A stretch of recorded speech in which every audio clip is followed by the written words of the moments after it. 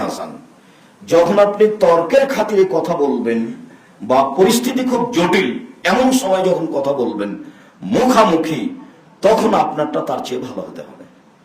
বিল্লাতি হে আহসান, ও যা বলছে তার চেয়ে আপনারটা ভালো হতে হবে। এই কথা আল্লাহ তাআলা আমাদের নবীকে বলেন।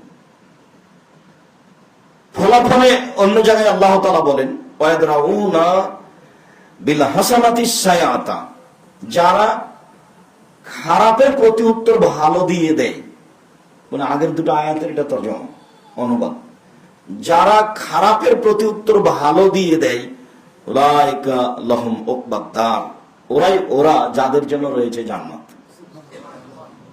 এটা তো আরো ভিন্ন ফলাফল হলো, আগেরটা ছিল ফলাফল দুনিয়ার, আর এটার ফলাফল হলো পরকাল। অন্তরঙ্গ বন্ধুতে পরিণত হবে, তাহলে বসবাস করে ভালো লাগবে। আর প্রতিবেশী যদি কথায় কথায়